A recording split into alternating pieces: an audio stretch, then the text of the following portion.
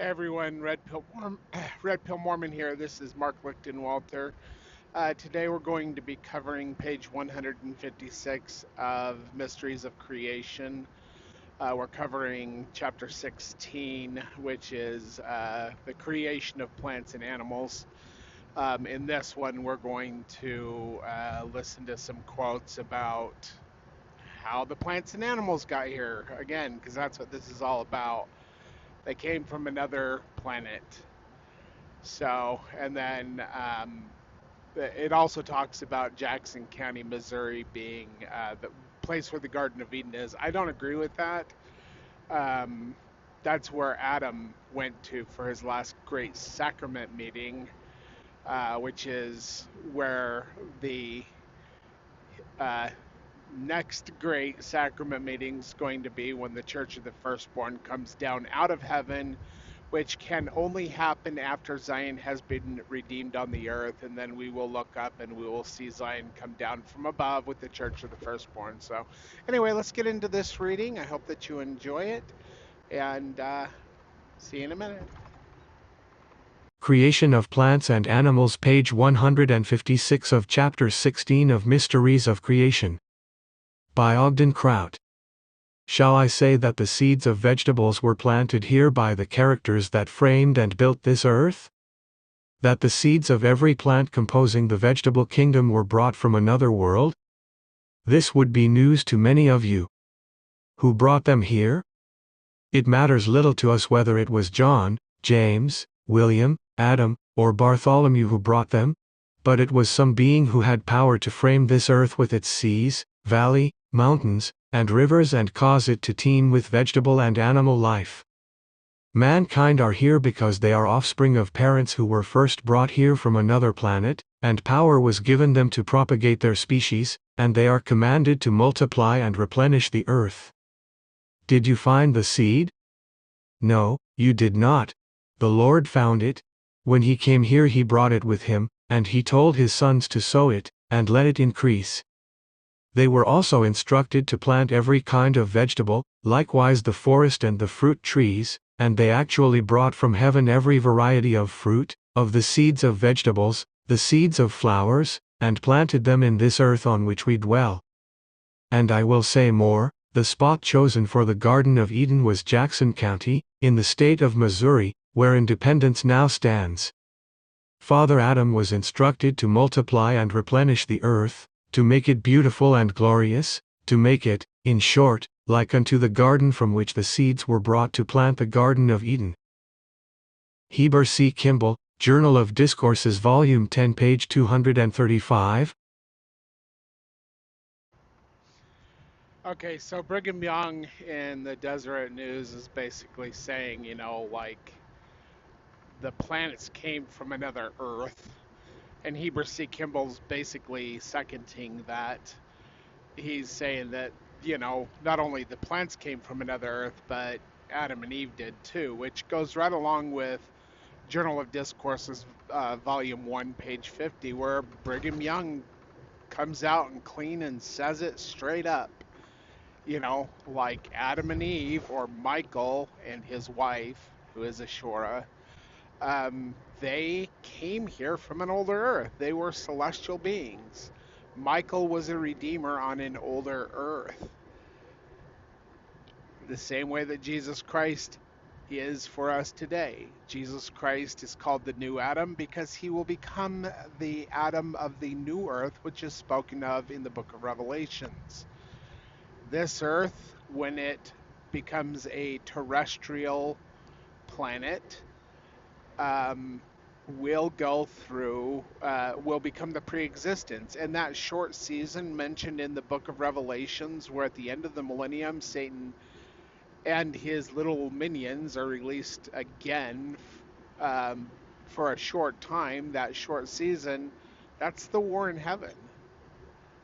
That happened on an older earth. It happens on every earth. There is a plan, there is a process. We are in the process, and this earth will become a celestial orb or a fire of sea and glass, and Michael will inherit it. This is his planet because he is the creator or the organizer of this planet.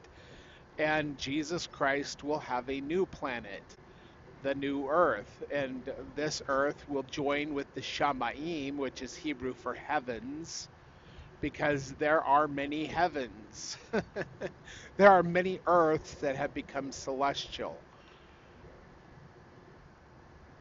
Michael came down with his wife never to die again. Okay? The last planet that Michael will ever die on is the planet that he was sacrificed on. The same way that Jesus Christ was sacrificed for the fall, sins, transgression, death, and hell of this planet. And you know, that's what's going to happen on this earth. That's what happened on the last earth. The short season where the Satan of the old earth during the millennial time period was the war in heaven that we talk about, and then this earth was created as a new earth for Michael, who was the new Adam, to become the Adam so that he could have us physically. We already became his spiritually because of his atonement, the same way that we become Jesus Christ's spiritually through his atonement, and then Jesus Christ has made the new Adam. Michael already went through that process. And a new earth was created, which is the earth that we're on now. Our last earth is a fire of sea and glass. It's a celestial orb, a celestial sphere. And this earth will do the same thing. It's all part of the program. So anyway, the part about Brigham Young, or was it Heber C. Kimball? I can't remember. Talking about how Jackson County is the place where the Garden of Eden is. Joseph Smith said this, that Jackson County was where Adam and Undiamond would happen, which is the last great sacrament meeting, which only can take place after the remnant have established Zion on the earth for Zion's redemption, which has not happened yet. And according to Genesis 9 of the Joseph Smith translation, when a people live all that I have commanded, and all means all, then they shall establish a Zion below, and they shall look up, and Zion shall come down out of heaven with the church of the firstborn. The church of the firstborn is where Michael is at, with the city of Enoch. And all of the holy prophets. And they will come down out of heaven, and then we will have Adam and Undiamond. Not until then. So this whole hoopla about how Adam and Undiamond has already happened, no, it has not. In fact, you're not going to see Adam and Undiamond happen until you see the city of Enoch descend from the heavens and be placed back on the earth, which is the landmass which you look at and you think it's a crater. The scientists think it's a crater by a great asteroid impact, but it wasn't an impact. The city of Enoch was taken off of the earth. And the city of Enoch and that landmass, which I believe is where the Garden of Eden with the tree of life and the tree of the knowledge of good and evil was, on that landmass in the Gulf of Mexico. Joseph Smith talked about that as well. So,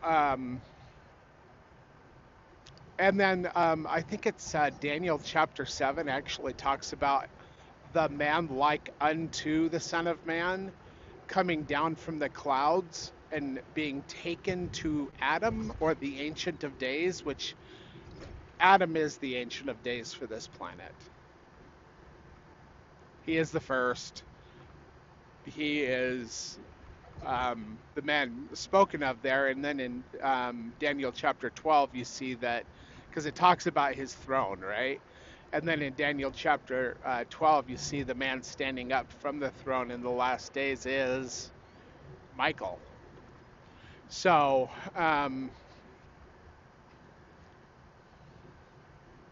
Just I gotta pay attention real quick here. It's only 2:06 p.m. and Salt Lake's already getting traffic jam on the north side. Probably because there was an accident or something. Anyway, I'll offer. Some people have expressed some concern that I'm doing these while I'm driving. I don't look at the screen hardly at all. I look at the screen less than I look at my dashes and the camera. And I'm going to post a screenshot of my driver score. My driver score is consistently week after week between like 98, 99, or 100. It has been 100 for over 3 weeks, but I was kind of speeding a little bit in Boise because I knew that I had 2 minutes to spare. Like, if I had an hour left on my logbook, and I could see that my GPS was telling me I was going to get to the rest area in Bliss in 55 minutes or whatever, I was like, yeah, I need to go a little bit faster than normal. So I do have moderate speeding, and my score got brought down to 1 point because of that. So it's at 99 right now, but I should post a screenshot about that. Anyway, maybe I'll do it at the end of this video. Anyway, but the man like unto the Son of Man, or one like unto the Son of Man, is not Jesus Christ. Jesus Christ is the Son of Man. And the word in the Hebrew language is the son of Adam. Well, aren't we all the sons and daughters of Adam and Eve? Yes, we are. But we are not the only begotten. And the one like unto is like unto the Son of Man, who is Jesus Christ. It's the Holy Ghost.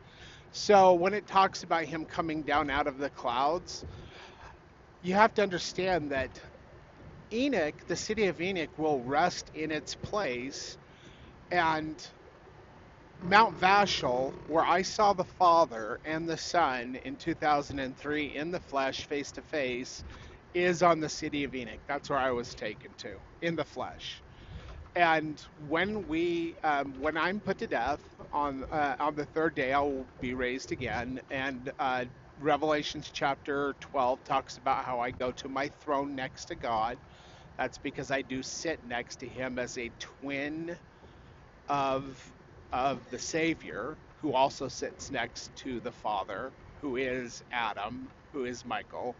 Anyway, but I am taken up next to the throne of God, and then when Adam and Andiaman happens, Jesus Christ doesn't return right at that point. That's before the return of Jesus Christ for the whole world to see. Okay. When it says that I'm coming down out of the clouds, it's because I'm coming down off of Mount Vashel, and they take me. I have people who assist me. They take me to Adam and Andiaman, or the Ancient of Days, and that's when the Great Sacrament meeting happens. So anyway, it is what it is, and I am who I am. So anyway, that's going to be it for today. This is page 156. You can follow me on Facebook, facebook.com/LAZURUS. You can find me posting a lot at Fellowship for the Church of Jesus Christ of Latter-day Saints, or that's one of my groups. That's actually a public group. You don't actually have to join that group to see what's in it, but there are so many people posting, and I have a ton of people from overseas, like foreign Latter-day Saints that are in that group. There's people from all over the world in that group, and they post a ton. But my oldest group is 11 years old, and that is LDS, Last Days Prophecy and Gospel Discussions, and that actually has 10,500 So 10,500-ish followers or people who are members of that group. You can join me there and then see when I post things there. Also, I post on YouTube at youtube.com/Zion's Redemption Radio Network and at Rumble, um, which is also called Zion's Redemption Radio Network, which I post on Rumble because from time to time YouTube decides that they don't like whatever I say. Facebook does that to me too. Rumble doesn't do that to me at all. Jeez. Some guy in a white truck almost just sideswiped me because they weren't paying attention. Anyway, you know what's really cool about this vehicle, this semi truck that I drive? So when I first started driving semi truck when I was 17 years old, it wasn't a semi truck; it was just a truck. Um,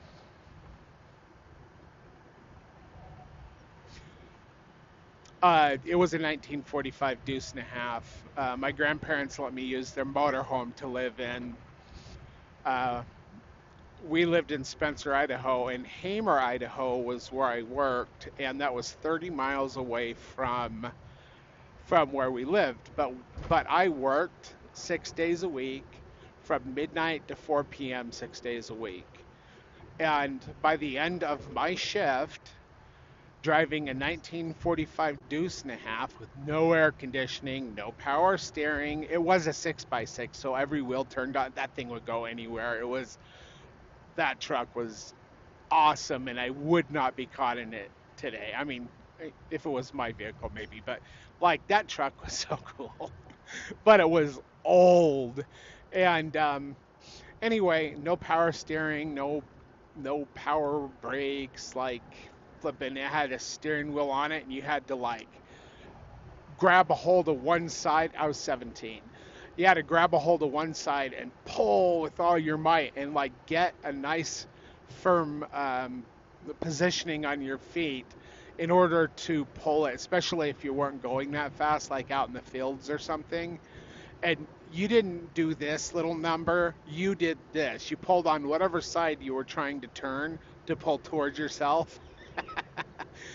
Today, I'm driving a truck which has adaptive cruise control, and I always have it set, almost always have it set at 3.6 seconds, because that's as, like, I wish I could have it set at least 4, but anyway, this truck will actually come to a stop, and then and the brakes will be applied and everything, and then when the traffic in front of me moves, then it'll start moving again. I love it.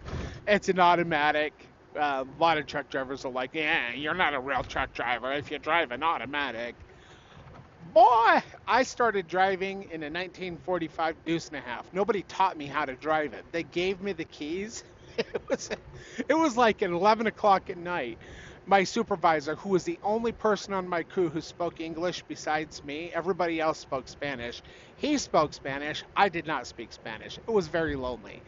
But and they all hated me because I had a motorhome that I lived in 6 days a week, and we got Sunday off, Saturday night into Sunday, and we had to go back to work on Sunday night at midnight.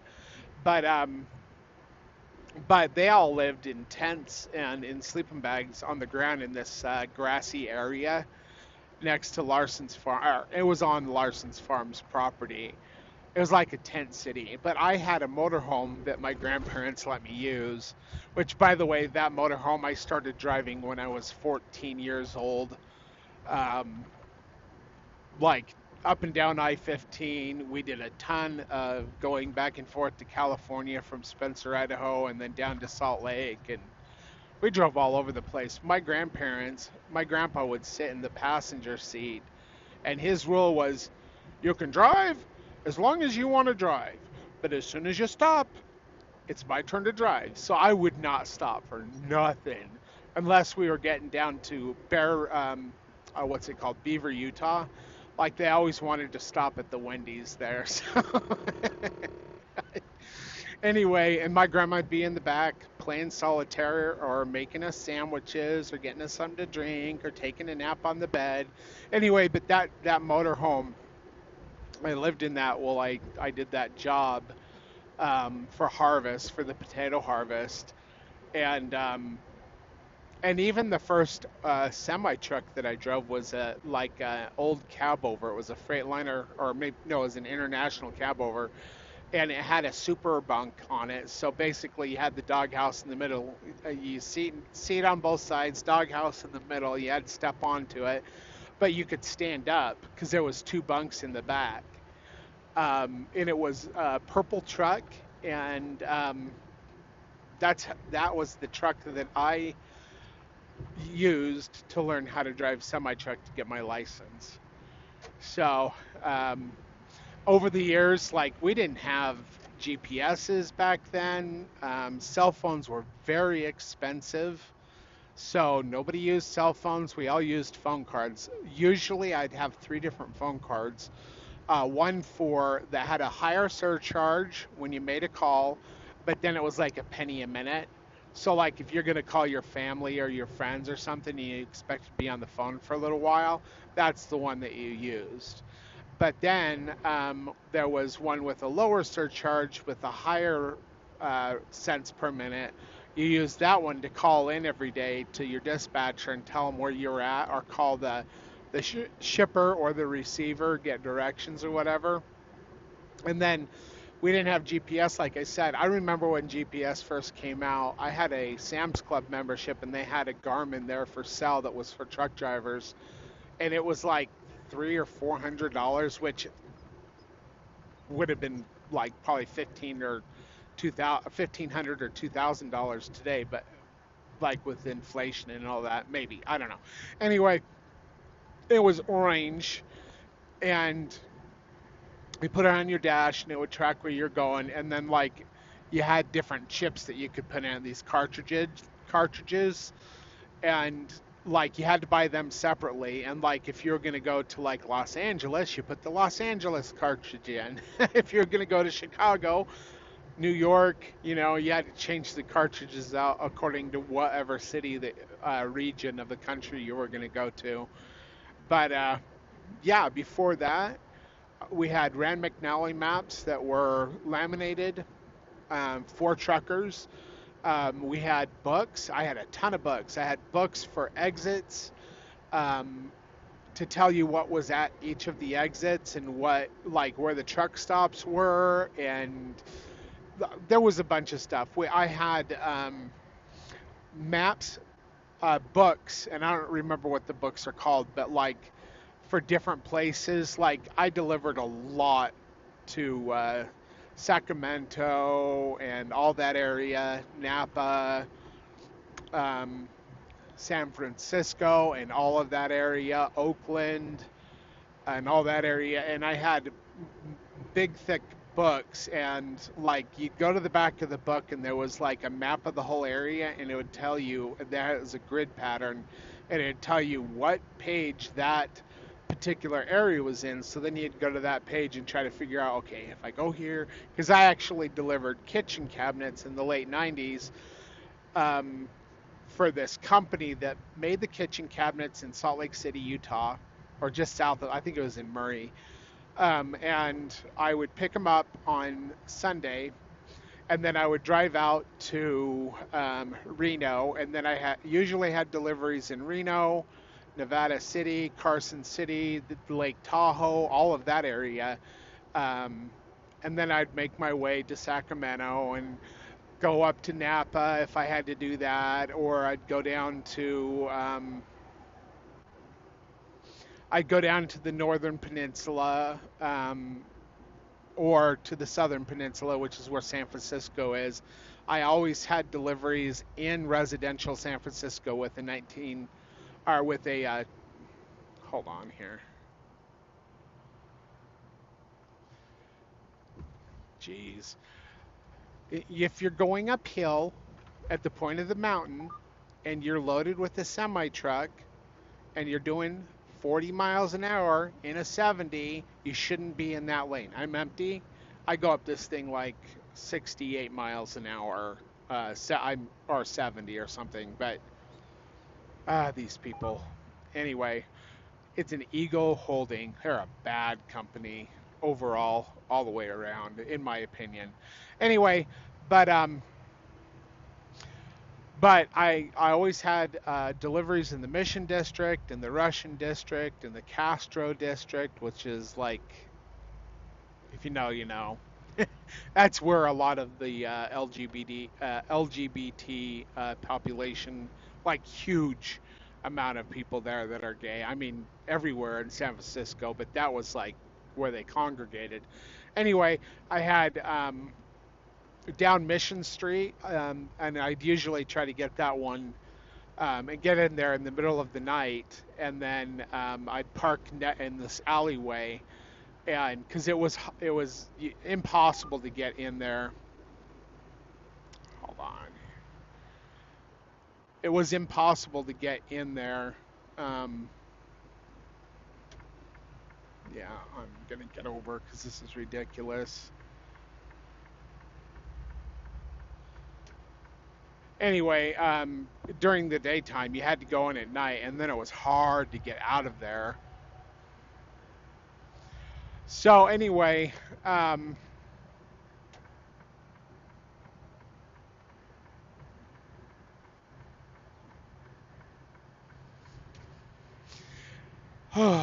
anyway, I got out from behind that guy. But I had residential deliveries too, so I had all these map books for the whole northern part of the state of California, Santa Cruz, San Jose. It was fun. But like the technology in these trucks has gotten to the point where they actually have lane keep assist. I don't have that truck yet. I will though. But I love this adaptive cruise control. I remember the first time I ever knew what adaptive cruise control it was. Me and my wife and kids rented a car out of Charlotte, North Carolina, and we went down to Wilmington Beach, and then we went to Myrtle Beach in South Carolina for my brother-in-law's wedding.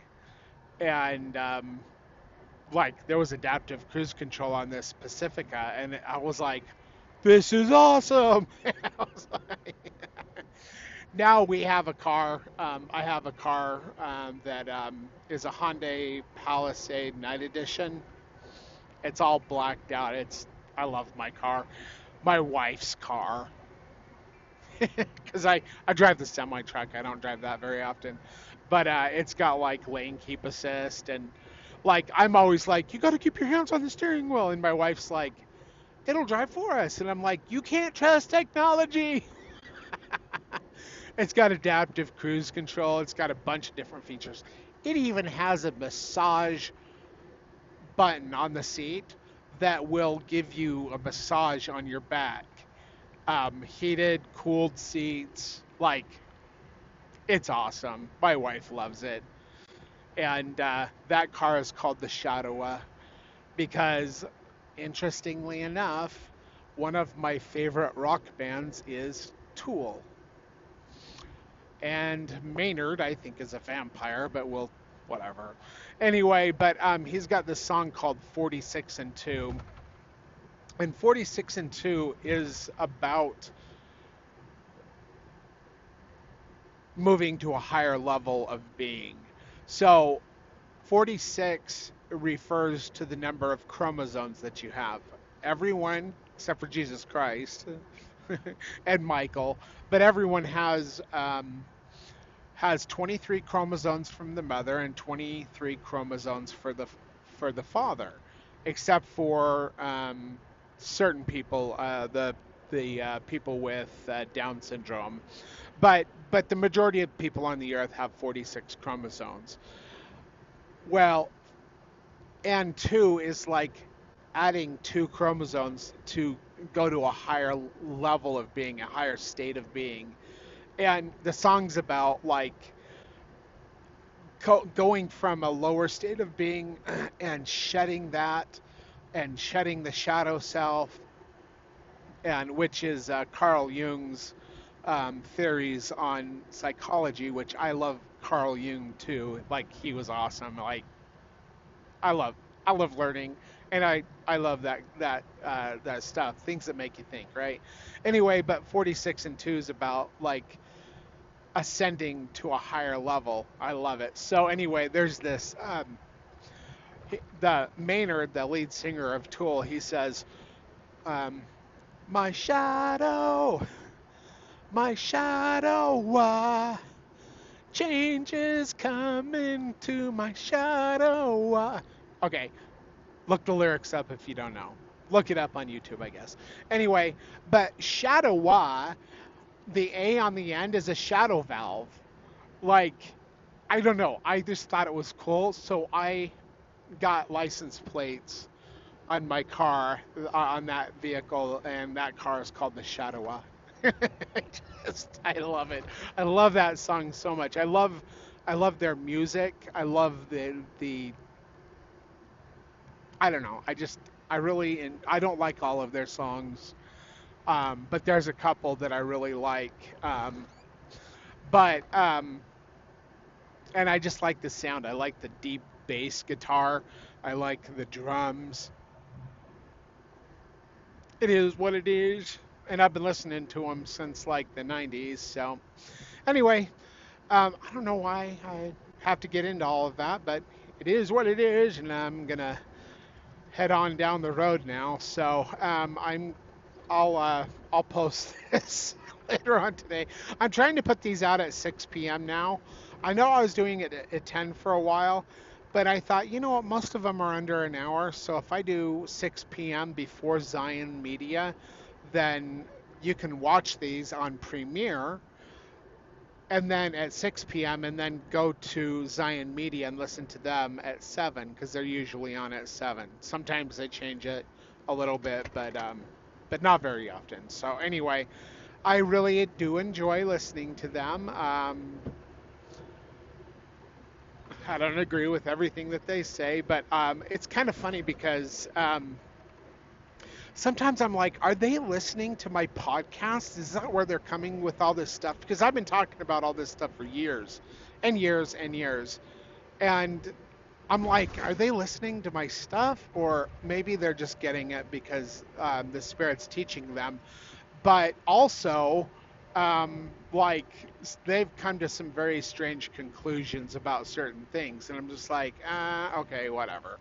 Anyway, but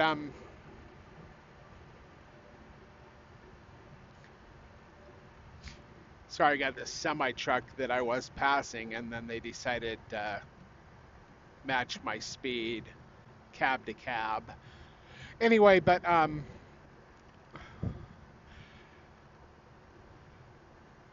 I forgot what I was talking about.